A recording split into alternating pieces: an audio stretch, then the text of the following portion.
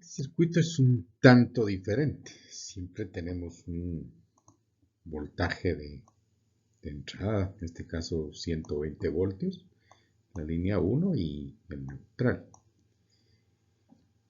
Tenemos el circuito de arranque, donde dice Start, que está compuesto por el bobinado de arranque, el capacitor de arranque y el interruptor centrífugo. Adicionalmente, aparece un capacitor de marcha. El capacitor de marcha, si se abre el interruptor centrífugo, continúa. Ahora, ¿cuál es la función del capacitor de marcha? Lo primero que hay que notar que los capacitores de marcha son de valores inferiores a los capacitores de arranque. Ahora, muchas veces se puede dañar este capacitor, causar un cortocircuito y dañar los bobinados del motor.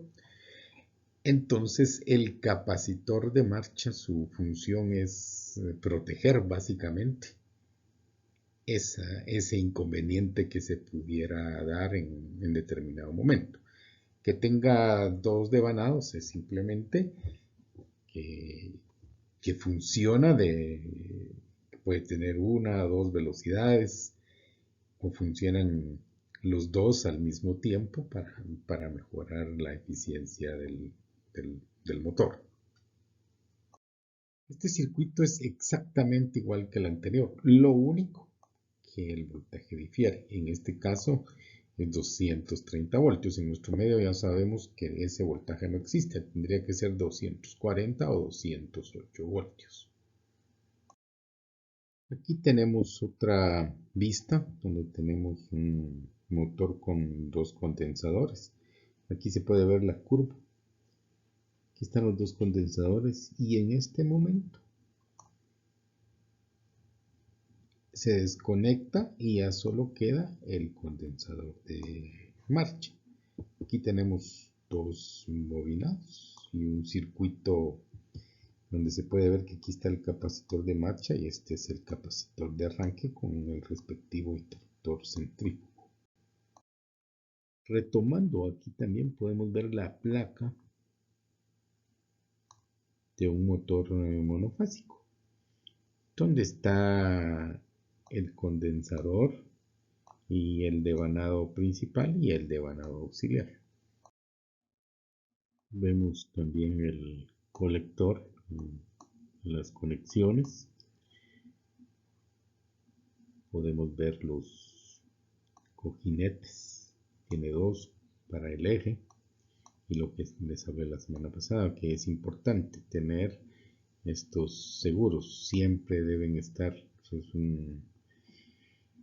son repuestos baratos que siempre deberíamos tener para cualquier situación. Y aquí se presenta un motor con una foto que también lo presentamos la semana pasada. Estos dos esquemas están para que se analicen. Son los circuitos para conectar el motor de una lavadora. Aquí tenemos un giro a la izquierda y un giro a la derecha. Podrán ver que acá está la entrada de voltaje, que puede ser en Guatemala pues 240 si es una casa o 120 voltios alternos. Entonces lo conectamos al motor principal, está con colores, y al capacitor.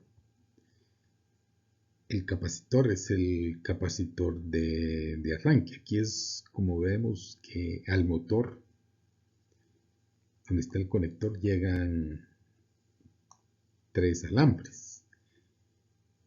Uno se va al capacitor y del capacitor se va a la toma.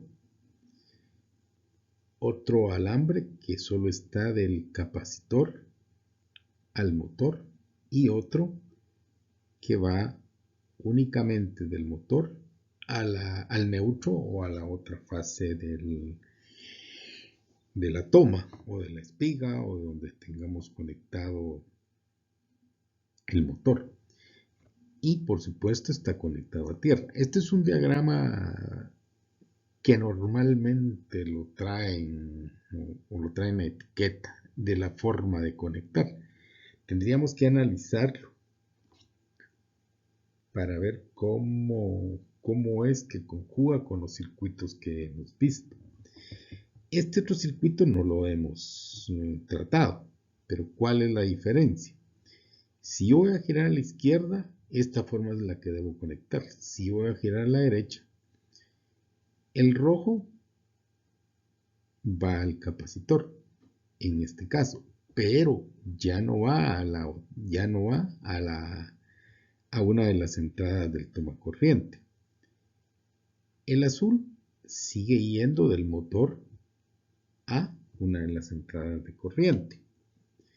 El amarillo sigue estando entre el motor y el capacitor, pero ahora del capacitor es donde se va a la otra entrada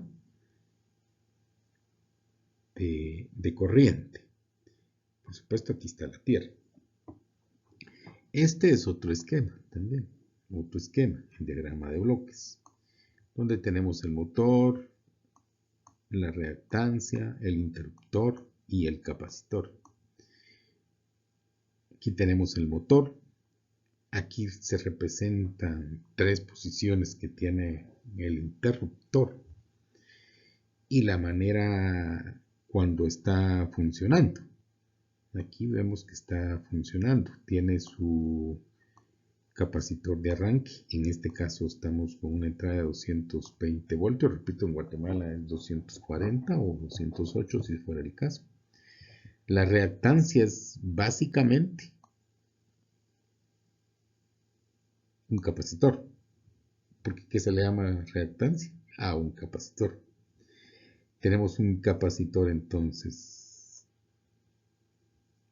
acá, que es el de arranque, y este es el de marcha. Son diferentes. Habría que analizar también esto. Estos son diagramas que normalmente presentan los fabricantes a la hora de conectarse. Tendríamos que hacer el análisis para ver cómo pegan con los circuitos que hemos analizado anteriormente. Aquí tenemos otro esquema de una conexión de un motor para una lavadora. La única diferencia es que aquí tenemos un timer. Entonces, si podemos ver aquí en el diagrama, el motor siempre está conectado, en este caso al neutro, una de las líneas. Pero ¿qué pasa con la línea principal? Si yo acciono el interruptor principal, vamos a tratar de dejarlo en otro color, morado, ¿no? Acciono acá,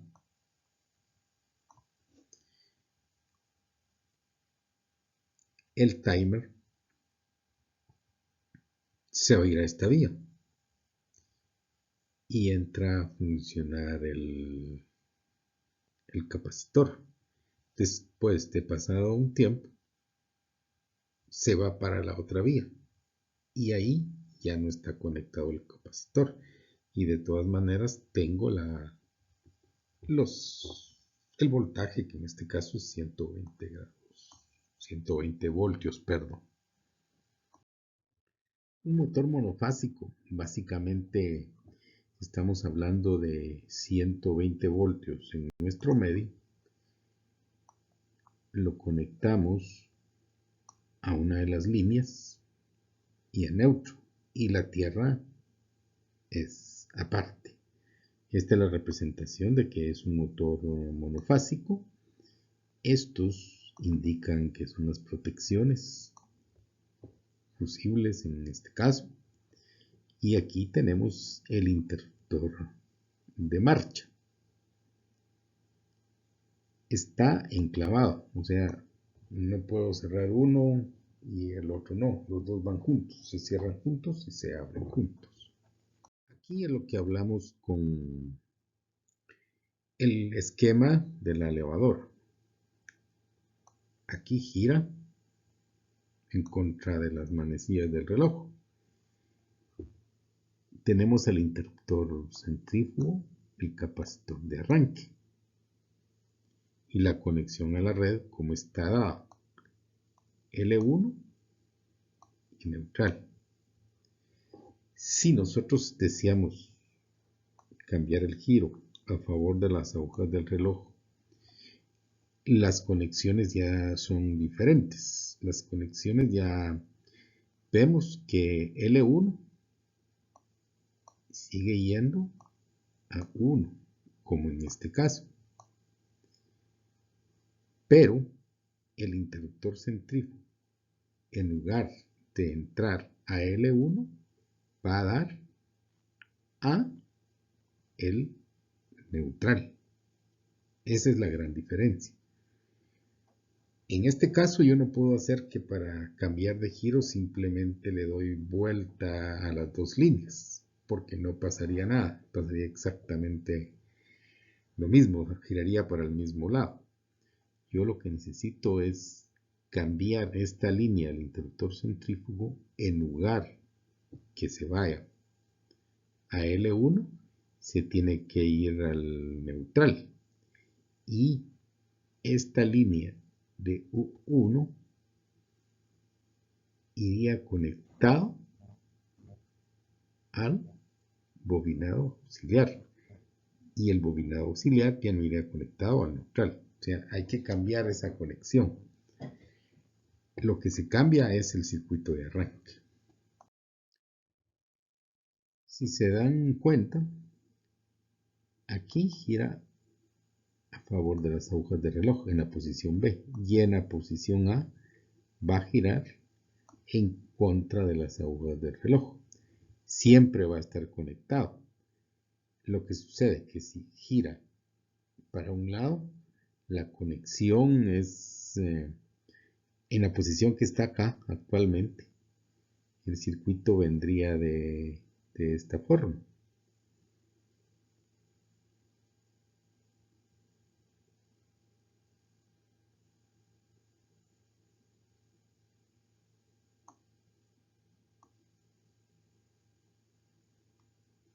¿Sí?